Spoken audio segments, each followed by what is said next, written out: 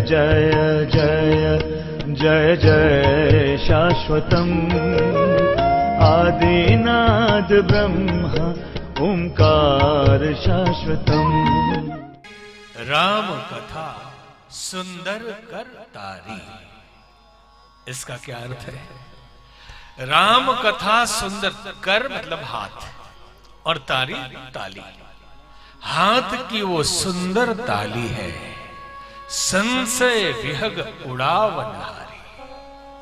जैसे माताएं गांव में, यहां तो पीसा हुआ आटा खाती है, आप मॉल का लाए हो, फन मॉल से लाती है। जो पीसती है माताएं ना, या चक्की में भेजती है, तो पहले गेहूं को धोती है, उसमें कंकड़ पत्थर निकालती है, सूखने के लिए डालती है। जब सूखने लगे तो कोई पक्षी आके, उनका भी तो वही आहार है, मौका है, मार लिया थोड़ा, तो माताएं ताली बजाती हैं, उड़ उड़। ताली बजाने से वो पक्षी उड़ जाते हैं। ठीक ऐसे ही हम संसार के बाहरी छोटे से बहुत कम कीमत के गेहूं चावल और ऐसी चीजों को बचाने के लिए हाथ की ताली बजा देते हैं। और जीवन संपदा को संशय रूपी पक्षी पल पल क्षण क्षण लिए जा रहे हैं, चुगे जा रहे हैं। हमारा ख्याल नहीं है। जिंदगी की संपदा हर क्षण कुछ पक्षियों के द्वारा उड़ाई जा रही है। और ये पक्षी कौन है? संशय। शास्त्र कहते हैं संशय आत्मा विनश्यति। जिसके जीवन में संशय हो उसका विनाश सुनिश्चित समझिए। जिसके पास विवेक बुद्धि न हो, जिसके पास निर्णय करने की क्षमता न हो, जिसके पास डिसीजन मेकिंग पावर न हो, और हर बात में वो संशय में ही रहे। संशय कुछ तो शंका भी मान ले, शंका भी संशय की बहन है। जब हम दुविधा में रहते हैं, संशय ही है। ये करें कि ये करें, इधर जाएं कि उधर जाएं, ये नौकरी करें कि एमबीए करें कि एमबीबीएस करें कि इंजीनियरिंग करें, बिजनेस करें कि नौकरी करें कि ठेकेदारी करें कि नेतागिरी करें कि बाबा जी बन जाए। क्या करें समझ में नहीं आता, तो इसे दुविधा और संशय भी कहते हैं, असमंजस भी कहते हैं। तो चौराहे पे खड़ा एक व्यक्ति यदि संशय में रहे तो जाएगा कहां? और पूरी जिंदगी चौराहे पे डोलते डोलते निकल जाती, हम निर्णय नहीं कर पाते कि जाना कहां है। और आप जानते हैं कि धर्म किसे कहते हैं, आध्यात्म किसे कहते हैं। बड़ी बड़ी व्याख्याएं की जाती है, कथा में आगे बताया जाएगा।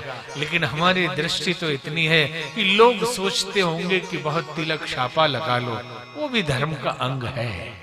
लोग सोचते हैं कि कांवर लेके चले जाओ, वो भी धर्म का अंग है।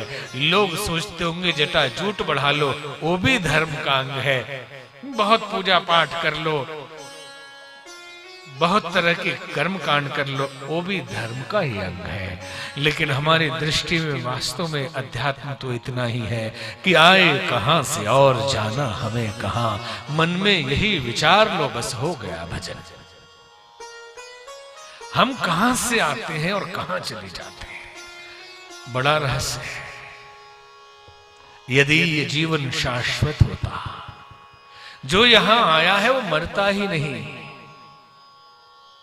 कभी जीवन में परिवर्तन ही नहीं होता। एक बार फिक्स, एक बार बना दिया, वैसे ही रह जाते तो ये प्रश्न नहीं उठता।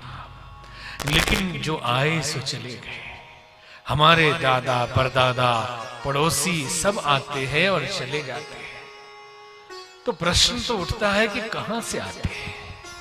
भेजने वाला भी कोई होगा शायद, रहने के लिए कोई जगह भी होगा शायद जहां रहते हैं और वहां से आ जाते हैं। और आने के बाद यहां बस नहीं जाते हैं, यहां से पुनः वापस चले जाते हैं। तो कहां चले जाते हैं? कोई राजा हो, रंक हो, बहुत बड़ा रुतबा हो, बहुत बड़ी ख्याति हो, कहते हैं ना कि अदना हो या आला हो, सबको लौट जाना है। मुफलिसो तवंगर का कब्र ही ठिकाना है। कल जो तन के चलते थे अपनी शान शौकत में, सम्मा तक नहीं जलती आज उनके दुर्गत में। क्या भरोसा जिंदगी का, साथ देती नहीं है किसी का, सांस रुक जाए चलते चलते। दम निकल जाए रोशनी का, क्या भरोसा है जिंदगी का। तो कहां से आए और जाना हमें कहां, मन में यही विचार लो, बस हो गया भजन। तो सन से रूपी इस पक्षी को उड़ाने के लिए क्या करें, कौन सी ताली बजाए? तो गोस्वामी जी ने कहा, राम कथा सुंदर कर तारी। ये ऐसी सुंदर ताली है भगवान श्री राम की कथा कि सन से रूपी पक्षी को ऐसे ही उड़ा दे, जीवन से, सन से। आज मोटिवेशनल लेक्चर्स आप बहुत सुनते हैं, हमारे भी बहुत लेक्चर यूट्यूब पे आपको मिल जाएंगे, लेकिन सच्चाई ये है कि इस कथा से बढ़ के कोई बड़ा मोटिवेशन नहीं। ध्यान से अगर सुने तो जो समस्या है, हो सकता है कुछ लोगों के लिए आज मिल जाए और कुछ लोगों के लिए दूसरे दिन मिले, लेकिन सच्चाई तो यह कि हर रोज हर आदमी के लिए कुछ न कुछ उनके लायक, उनकी समस्या का समाधान यहां है।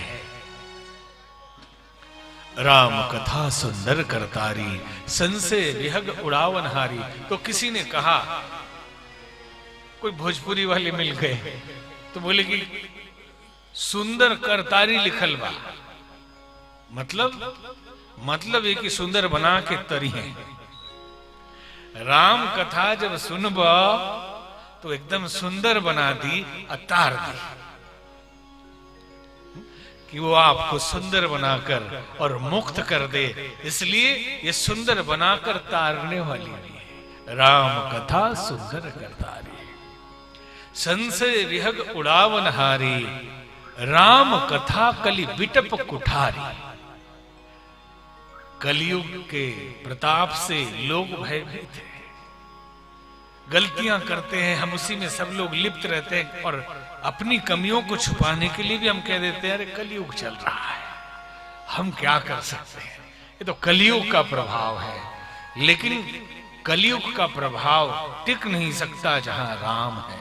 चारों युग पर ताप तुम्हारा, राम जी और हनुमान जी जहां हो वहां कलयुग का प्रताप नहीं चलेगा, वहां तो उन्हीं का प्रताप चलता है। चारों युग पर ताप तुम्हारा, चारों युगों पर उन्हीं का प्रभाव है, कलयुग क्या कर लेगा? क्योंकि कलयुग रूपी बट वृक्ष को काटने वाली एक कुल्हाड़ी राम कथा है। राम कथा कली बिटप कुठारी, कलयुग रूपी बट वृक्ष के जड़ को काटने वाली कुल्हाड़ी ये भगवान की कथा है। कथा आपका कल्याण करेगी,